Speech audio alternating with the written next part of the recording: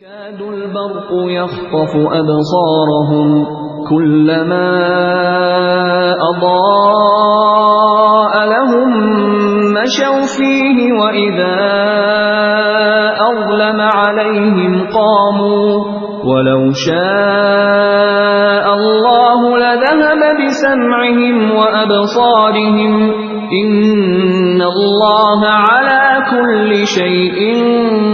قدير. د ډېر پلخ د وجنا ته بوای چې برېښنا به اوس د دوی د سترګو نظر ویسي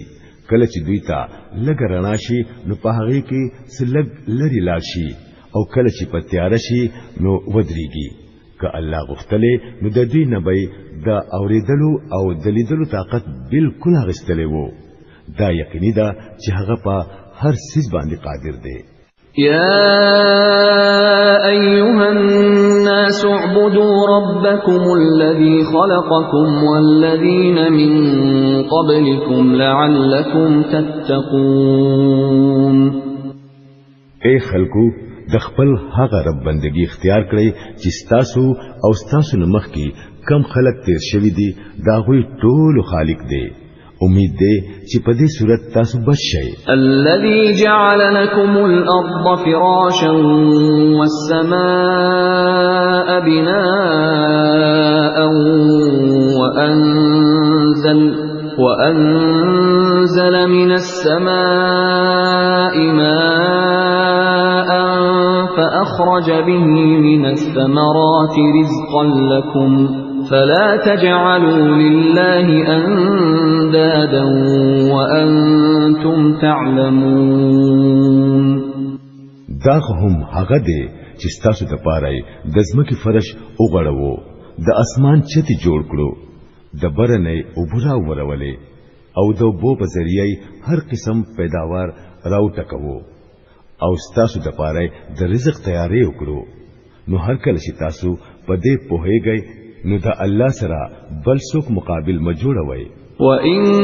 كُنتُمْ فِي رَيْبٍ مِّمَّا نَزَّلْنَا عَلَى عَبْدِنَا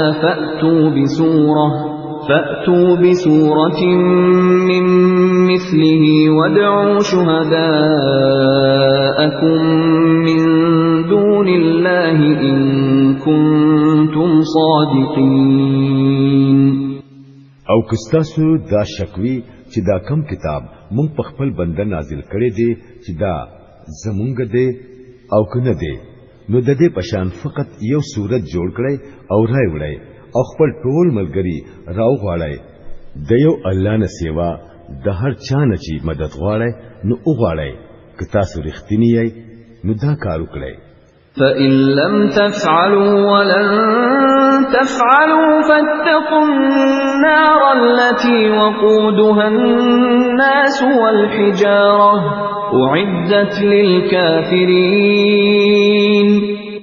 حکوداسي مو نکړل او دا یقیني ده چې هیڅری نشي کولای نو دا غي ورنا او یریږي چې خشاک به انسانان او کانی وي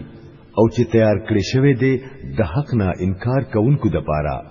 وبشر الذين آمنوا وعملوا الصالحات أن لهم جنات تجري من تحتها الأنهار كلما رزقوا منها من ثمرة رزقا قالوا هذا الذي رزقنا من قبل وأتوا به متشابها ولهم فيها أزواج مطهرة وهم فيها خالدون. او اے پیغمبره صلی الله علیه وسلم کم خلق چې په دې کتاب باندې ایمان راوړي او د دې مطابق خپل عملونه صحیح کړي هغه لا زیره ورکړه چې دا غوي د پاره داسې باغونه دي چې لاندې بتري نهرونه بهيږي د دې باغونو میوه با په شکل کې د دنیا د میوه سره یو شان وي کله چې هغه ته د خوراک د پاره یو میوه ورکړي شي نو هغه بوای چې په دنیا کې به هم دغه سي میوه مونږ ته راکړي کې دي شوي هلته به دا غوي د پاره پاکي بیبيانی وي او هلته به هغه همیشه وي.